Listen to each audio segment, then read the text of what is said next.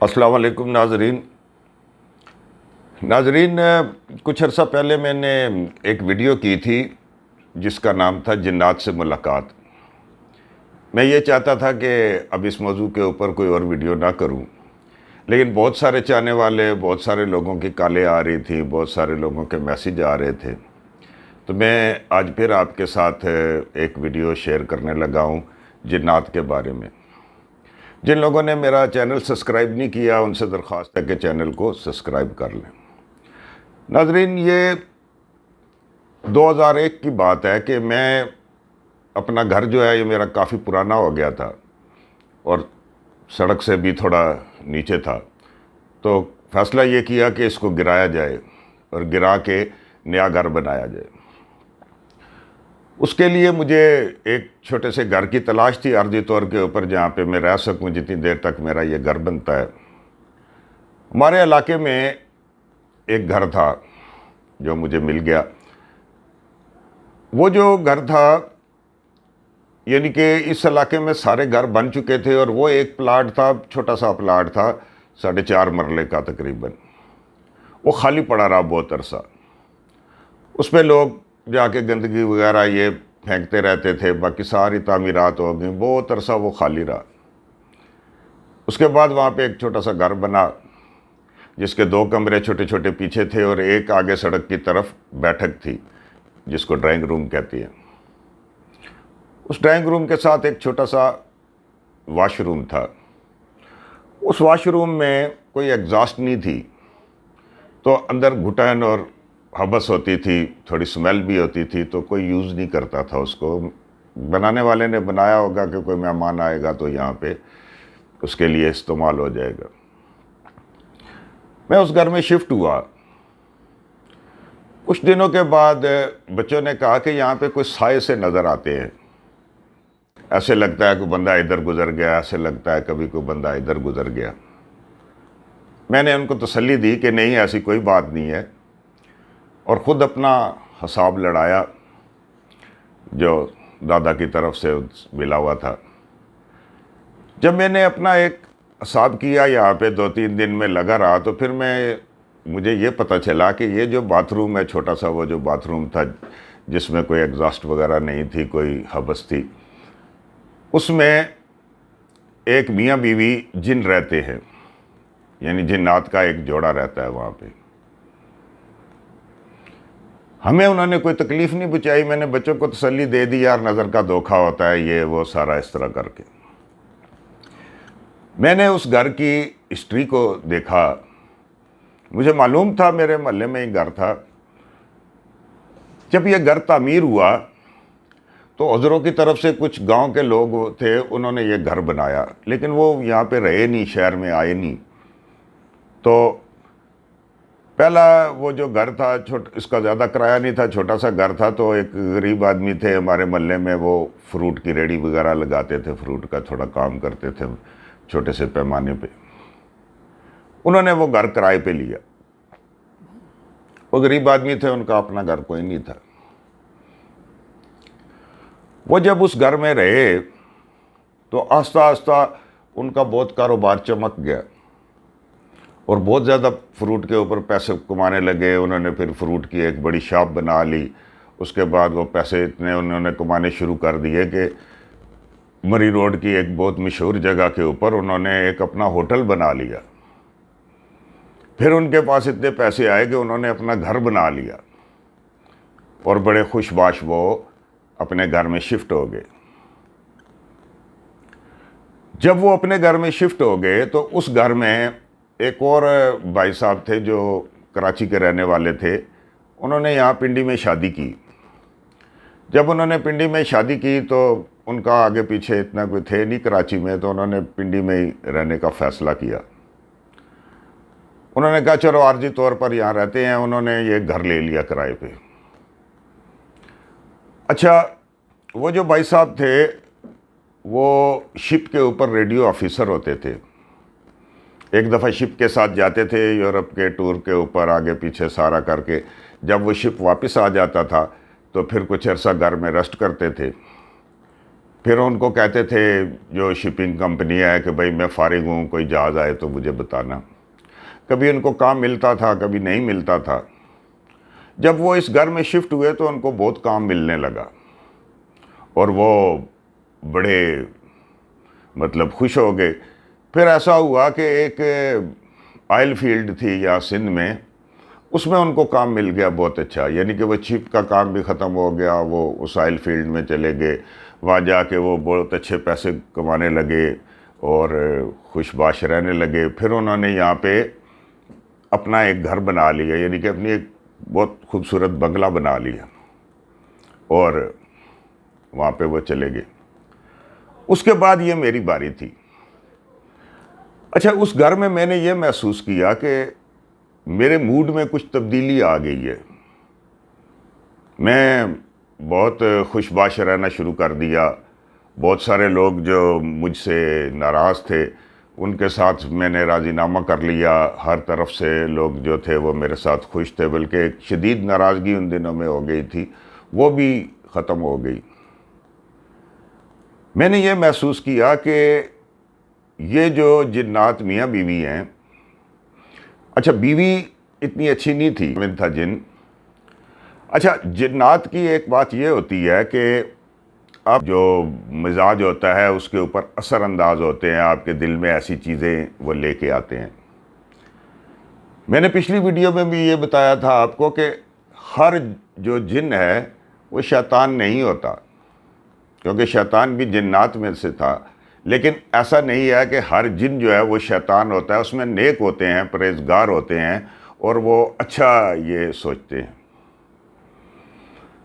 अच्छा, मैंने ये देखा कि वो जो जिन्नात हैं वो क्यों अच्छे हैं लोगों के साथ। ये उस वक्त से आबाद थे जब ये सारे इलाके में घर बन गए, सारा कुछ हो गया, तो ये प्लाट खाली था तो यहाँ वो रहते थे। इधर लोग गंदगी वगैरह फेंक देते थे, कोई उस प्लाट में जाता नहीं था। जब वो घर बन गया तो वो उधर के ही रहे। आम तौर पे आजकल के हालात में जो जिन्नात हैं ये दूर बियाबानों में, जंगलों में इधर निकल गए हैं, क्योंकि शहरों में तो उनके लिए कोई ऐसा नहीं है। लेकिन वो क्योंकि इतने अरसे से यहाँ पे रह रहे थे तो उधर ही रहे। अब वो जो जिन था वो उस बंदे के मिजाज में, यानी कि जैसे कोई गुनाह की तरफ उकसाता है, कोई किसी तरफ, वो अच्छाई की तरफ उकसाता था। और वो इतना फ़ायदामंद होता था हर आदमी के लिए कि वो आदमी शायद वो इसलिए ये सारा फ़ायदा देता था कि इसको ये सारे कुछ फ़ायदे मिल जाएं तो ये घर छोड़ जाए और हम ही यहाँ पे रहें। तो हुआ क्या कि मैं बहुत ही खुश असलूबी से मेरा घर बना, कोई माली परेशानी नहीं हुई। उस दौरान में सारा ये सिलसिला जो है ये ठीक हो गया। जब मैं वो घर छोड़ने लगा तो हमारे मोहल्ले में एक खातून रहती थी, बड़ी नेक खातून थी लेकिन बहुत गरीब थे। वालदा उसकी थी नहीं और एक बहुत बूढ़ा बाप था और एक उसका छोटा भाई था। वो छोटा भाई यूनिवर्सिटी में वो पढ़ा रही थी, कोई सॉफ्टवेयर इंजीनियरिंग कर रहा था। वो बेचारी क्या करती थी कि ये जो छोटी छोटी कतरे होती हैं, ये चमड़े की, जो लोग चमड़े का काम वगैरह करते हैं, वो जो बच जाता है वो फेंक देते हैं, वो उनसे ले आती थी। फिर उन कतरों को सी के पूरी एक शीट बनाती थी और ये सोफ़ों के और गाड़ियों के और ये कवर बनाती थी। ये उसका रोज़गार था और बड़े गरीब थे और भाई को पढ़ाती थी।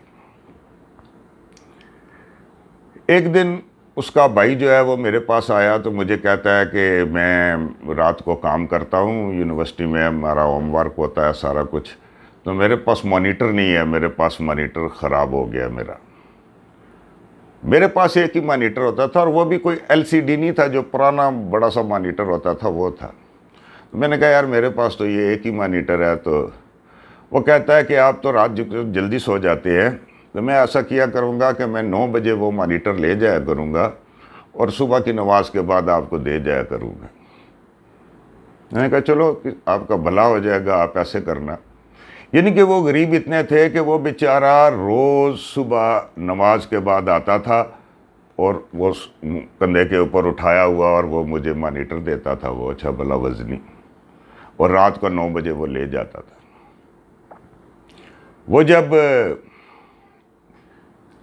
उन दिनों में वो जो उसकी बहन थी, बड़ी बहन जो उसको पाल रही थी, उसकी शादी का उन्होंने प्रोग्राम किया। जब शादी का प्रोग्राम किया तो उन्होंने कहा कि चलो अब इसकी शादी हो गई है तो इसको किसी और जगह के ऊपर, मैं उनकी गुर्बत वगैरह देखी जब सारा कुछ, तो मैंने कहा कि इनको बड़ा फ़ायदा होगा। तो मैंने उसकी बहन को कहा कि आप ये घर किराए पे ले लो। उसने कहा नहीं, हम उधर कोई गुजारा कर लेंगे। मैंने कहा नहीं, आप उनको किसी तरह कन्वेंस किया कि आप ये घर ले लो किराए के ऊपर, अभी आपकी शादी हो गई है तो आप इधर अलहदा रहो कुछ अरसा, इतना ज़्यादा किराया नहीं है। अच्छा, वो वहाँ पे शिफ्ट हो गई। जब वो उधर शिफ्ट हो गई, इन दिनों में मेरा एक जगह नौकरी का बंदोबस्त हो गया और मैं मुल्क से बाहर चला गया। मैं कोई साल डेढ़ साल के बाद वापस आया। साल डेढ़ साल के बाद वापस आया तो मैंने पता किया कि वो इस घर में जो खातून रहती थी वो किधर गई। तो वो कहने लगे जी वो तो बहुत अमीर हो गए, उसका जो भाई था वो यूनिवर्सिटी में उसने टॉप किया और उसको जनाब बहुत ही अच्छी जॉब मिल गई और वो आजकल कहीं बैरून मुल्क चला गया है, तो बहन को और वालिद को उसने यहाँ पे बहुत बड़ा एक बंगला बना के दिया है। फिर मैं गया उनके घर और जाके देखा, वाकई वो एक आलीशान बंगला था और बाहर बड़ी ज़बरदस्त गाड़ी खड़ी हुई और हर तरह की उनको सहूलत थी। मैं वापस आया, बड़ा खुश हुआ, तो उस घर का पता किया कि यहाँ पे अब कौन रहता है। तो उन्होंने कहा जी कि वो जो मालिक थे गांव के वो तो यहाँ आते नहीं थे, तो एक और आदमी ने ये घर ख़रीद लिया है। यानी कि वो घर जो है पक्का किसी और बंदे ने ख़रीद लिया था उस वक्त और वो वहाँ पे रह रहे थे। उसके साथ क्या हुई ये तो मुझे नहीं पता, लेकिन मैं जैसे पहली वीडियो में आपको बताया था कि ये जो जिन्नात होते हैं सारे शयातीन नहीं होते, ये आपकी शख्सियत के ऊपर असर करते हैं। वो लोग क्यों अमीर हो जाते थे? कई लोग ये कहते हैं जी कि वो जो जिन्न है, वो मुझे एक दफ़ा एक दोस्त कहता है यार हमारे घर में पत्थर आते हैं, और मैं चीख चीख के कहता हूँ कि यार पत्थर क्यों फेंकते हो, कोई नोट शोट फेंको। तो शायद कभी ऐसा होता हो, मैंने मुझे तो नहीं पता, कि कहते हैं कुछ लोगों के पास जिन्नात होते हैं वो उनको रकम भी ला के देते हैं। वो ऐसा कुछ करे या ना करें, लेकिन वो आपको किसी रास्ते के ऊपर चढ़ाने में बहुत मदद करते हैं, चाहे वो बदी का रास्ता हो चाहे वो अच्छाई का रास्ता हो, और ऐसा रास्ता वो आपको गाइड करते हैं और इस तरह के आपके ऊपर यानी कि आपकी शख्सियत को वो कंट्रोल करते हैं। जो शैतान है ये तो एक हवा की तरह है, ये आपके अंदर हलूल कर जाते हैं।